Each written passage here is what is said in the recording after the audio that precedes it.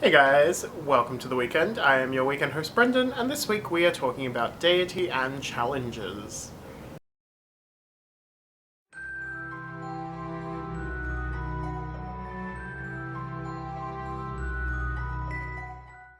So our question this week comes from Charles Wilson, and I'll post it all in the little info box below. Love the first part, thank you, Charles. They just say, first off, I want to say say that I love your channel and all the different backgrounds you guys cover with your speakers. I find it interesting to look at everyone's different perspectives on each topic. And then they go on to ask about working with deities and whether or not we've gone through challenges, and that sometimes people go through bouts of depression or things become uprooted for them. And they're currently starting to work with the Morrigan. Nice. And yeah, they've been dealing with some personal issues coming to light through the new direction. They're handling it well so far, but do they find that any of us have gone through the same thing or know of anyone that's gone through that? Generally, depending on who I'm working with, there's always some sort of like time or period of adjustment, really, I would say. Not so much of a challenge. But then again, it's like any friendship and relationship that we form. There's always that level of understanding and kind of initiation is the word I'm going to use here, because I feel it's a similar process as when you go through initiation, is that often everything comes to light. You're more aware, you're more focused on yourself, you're around, like your surroundings, what's going on in your life, that you're realizing all these things that possibly generally in like everyday life you wouldn't have noticed if you weren't going through like an intense magical process. And I think it's the same sort of process that you go through with initiation, with developing relationships with gods, with spirits, with familiars, with places of power. There's all that time of turmoil, but in the end it can be such a beautiful outcome with solid relationships, solid connections, solid working partnerships, really. And sometimes it's also an indicator that it's not the right relationship for you, or that you may be going around about it the wrong way. So it's always open to looking at it from a different angle. So maybe if you're working with a particular deity, look at all their stories. You may be coming at not coming at them, but approaching and developing a relationship with them from a story or a pantheon that doesn't actually work in with your personal practice and the way that they're trying to connect to you. So it may be like digging up stories from like Isis appears in many different stories that you might look at with Egypt moving around and all the different stories there, looking at different eras and different kingships and rulerships and the stories there. Greeks, you look at like where they traveled and how their stories changed from land to land, interrelationships between particular gods. So you may be working with Dionysus, for instance, and just can't get like attached or develop a relationship with them from like a Greek sort of side. So you have the option that like you may look at Bacchus, which is a similar counterpart to Dionysus from like the Roman pantheon. You may like to look at perhaps Shiva, who is from the Hindu pantheon, which through like mythological studies and theory, there is a relationship and connection between Dionysus and Shiva. Or you may even like to look at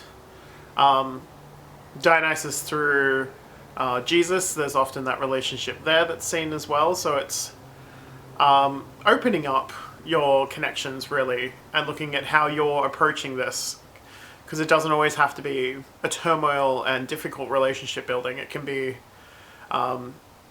quite easy, and don't question it if it's quite easy. Sometimes that just happens, and there might be turmoil later in the relationship, but it's like any relationship and friendship we form.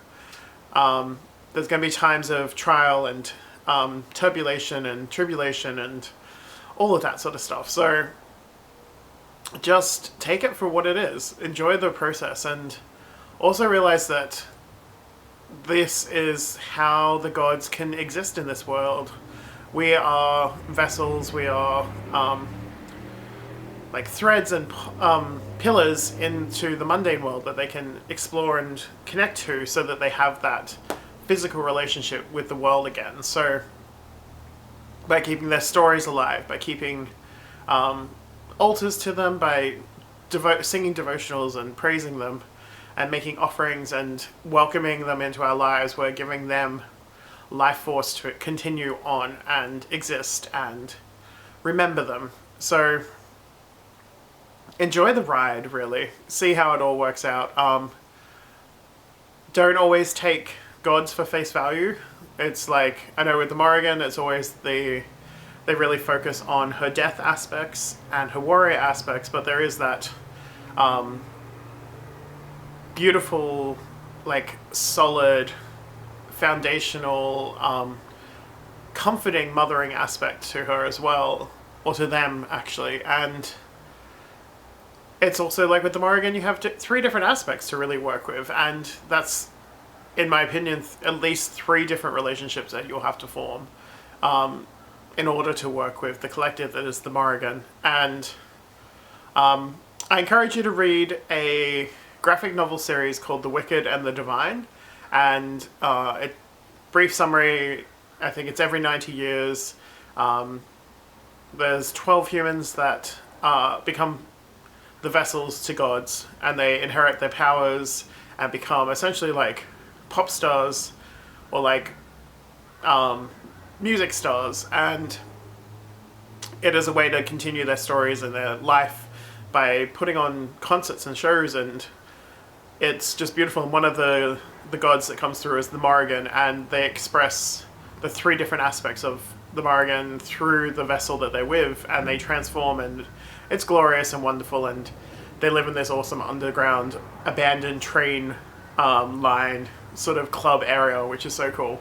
So I reckon check that out, and just even look at relationships in pop culture, and that's how I'm always seeing new reflections and new aspects and new sides to gods, that they're working their way into the modern story. So also look into that, and just look into your story, find out who you are, because at the end of the day, we are in our own spiritual authority. We form these relationships ourselves, and it's about knowing that also at the end of the day, you're a god yourself. So remember that there is that God relationship with yourself that you need to form and relate to, and that can be an initiation and trial itself.